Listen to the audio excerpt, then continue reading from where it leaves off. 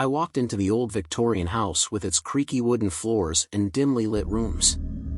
Mr. and Mrs. Harper greeted me, their faces etched with exhaustion. They explained that their daughter, Emily, was an avid collector of antique dolls, and my job was to keep an eye on her while they attended a late-night charity event. As they left, they warned me about the dolls. "Emily is very attached to them," Mrs. Harper said, her voice trembling. "But they sometimes move on their own. Don't be alarmed." I chuckled nervously, thinking it was just a playful warning. How would dolls be able to move? That's just in the movies. I followed Emily into her room, where dozens of antique dolls sat on ornate shelves. They stared at me with glassy eyes, their Victorian-era dresses and porcelain faces sending shivers down my spine. Night fell, and Emily went to bed without any issues. I settled down on the couch in the living room, trying to focus on my homework. That's when I heard it, a soft, eerie whispering that seemed to come from Emily's room. My heart raced as I tiptoed down the hallway. There might be someone trying to break into the house. The door to her room was slightly ajar, and as I pushed it open, my eyes widened in disbelief. The dolls were not where I had seen them earlier. They had moved, some now perched on her bed, others standing in a circle on the floor. Their eyes seemed to follow me, and I froze in fear. It seems that Mrs. Harper wasn't lying after all. As I cautiously stepped closer, the whispering grew louder, and the dolls began to sway as if in conversation. I reached out to touch one, and it snapped its head to face me with a creaking sound that sent chills down my spine. Panicking, I rushed back to the living room and dialed Mr. Harper's number, but there was no answer. My heart pounded in my chest as I realized I was alone with these possessed dolls. I needed to find out their dark history and how to stop them. Searching through old books in the house, I discovered a diary belonging to a previous owner, Abigail. She had documented strange occurrences involving the dolls, including unexplained deaths and disappearances. The diary hinted at a ritual that could potentially banish the spirits haunting the dolls. With trembling and sweaty hands, I gathered the dolls and set them up in a circle as described in the diary. I lit candles and began to recite the incantation, my voice shaking with fear. Suddenly, a powerful gust of wind blew through the room, extinguishing the candles, and the dolls' eyes glowed with an unnatural light. I gasped, realizing that I had underestimated the evil within them. Just as I was about to flee, Emily's voice echoed from the hallway.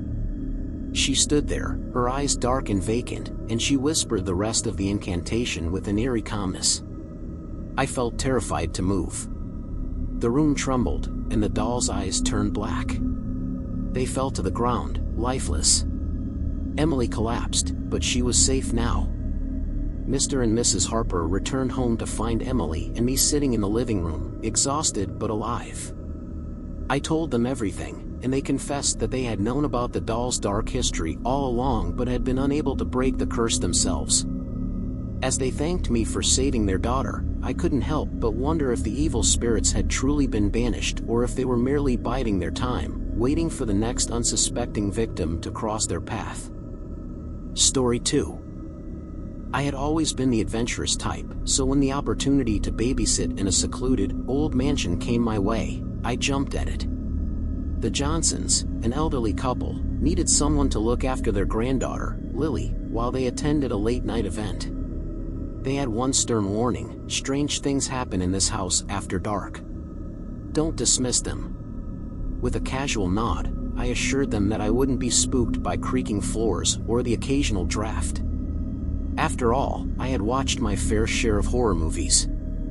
I was prepared for anything that came my way.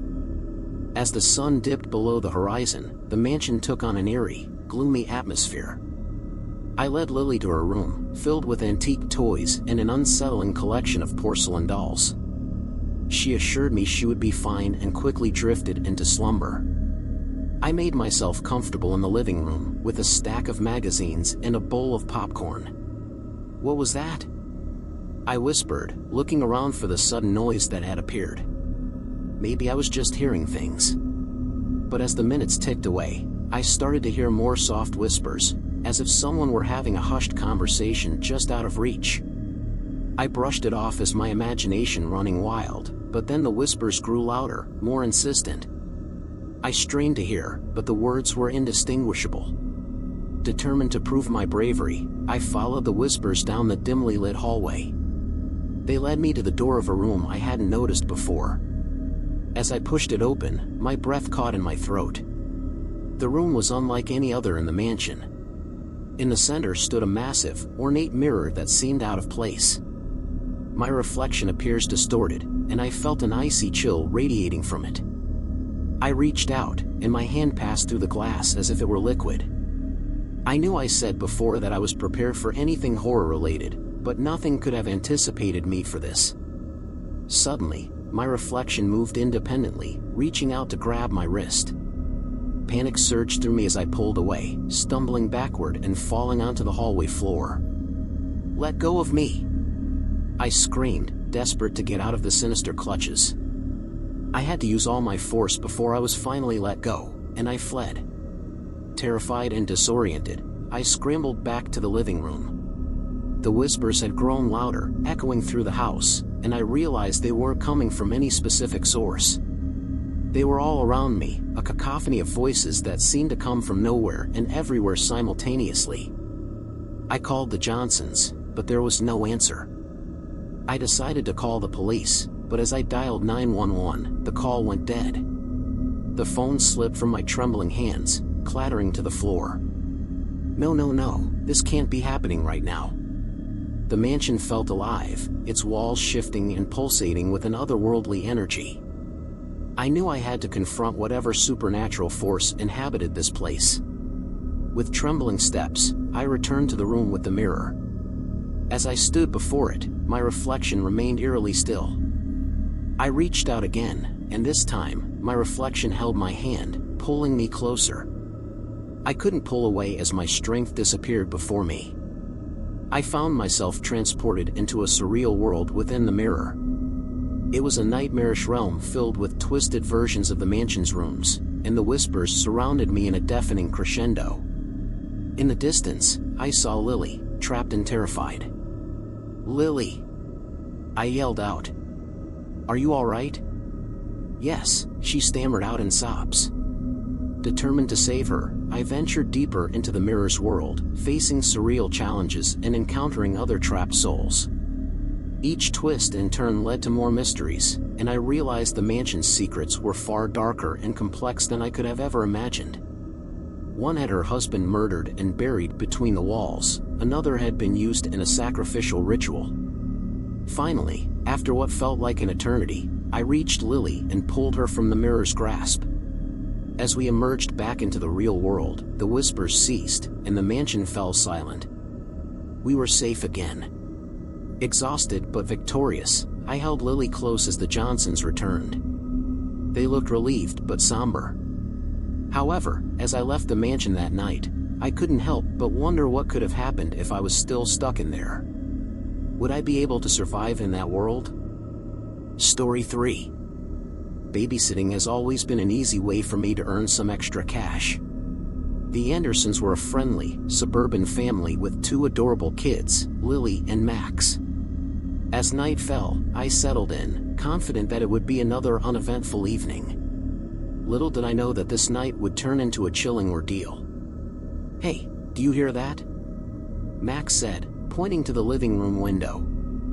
"I'm sure there's nothing. Let me go check for you." I replied, confident that it was just the wind. But as I walked closer, I noticed a strange figure lurking behind the trees. A little frightened, I decided to retreat back to the kids as it would be their bedtime soon.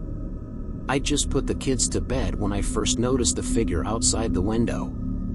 It now stood closer towards the house, tall and menacing. I brushed it off as my imagination playing tricks on me, assuming it was just a neighbor or a passing stranger. But as the hours passed, I couldn't shake the feeling of being watched. I peeked through the curtains again and saw the figure was still there, lurking in the darkness. My heart raced as paranoia took hold, and I decided to call the police. "Hello? I would like to call for suspicious activities outside this house." While waiting for the authorities, I received a message on my phone. The sender was unknown, and the message simply read, "I'm watching you." My blood ran cold, and I looked out the window again. The figure was gone. Relieved, I explained the situation to the police when they arrived. They assured me they would patrol the area and left an officer nearby. Feeling safer, I continued my evening, but the unease lingered. Around midnight, another message appeared on my phone, this time with a chilling photo. It was a close-up of me, taken through the window, as I watched the kids sleep. The message read, "You can't escape me." Panic set in, and I called the police again. "Please." They keep sending me messages. They urged me to lock all doors and windows, which I did, feeling like a character in a horror movie. I checked on Lily and Max, who were blissfully unaware of the terrifying situation unfolding around them. Good. I needed them to sleep a little longer until I could figure this out. Hours passed, and the police found no trace of the stalker. I couldn't help but fear for the safety of the children and myself. My phone buzzed once more, and a new message sent shivers down my spine. "You can't hide forever." Desperation consumed me. I decided to take matters into my own hands. I told the children to stay hidden in their rooms and quietly crept through the house, searching for any sign of the intruder. That's when I found it, the open basement door. I hesitated, then carefully descended the stairs. In the dim light, I saw a figure lurking in the shadows. It was a man, his face concealed by a hood. "I told you you couldn't escape me." Before I could react, he lunged at me.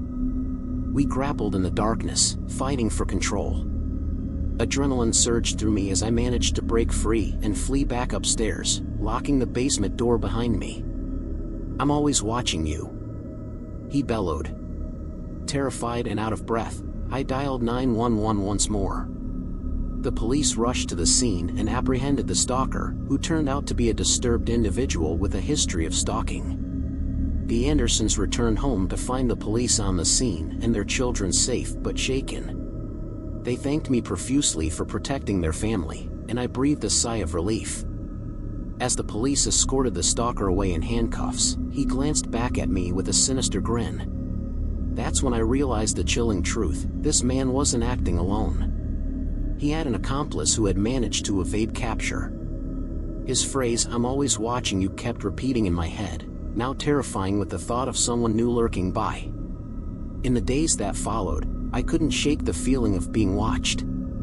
I knew the danger wasn't over, and I had to remain vigilant, protecting the Andersons from an unseen threat that continued to lurk in the shadows.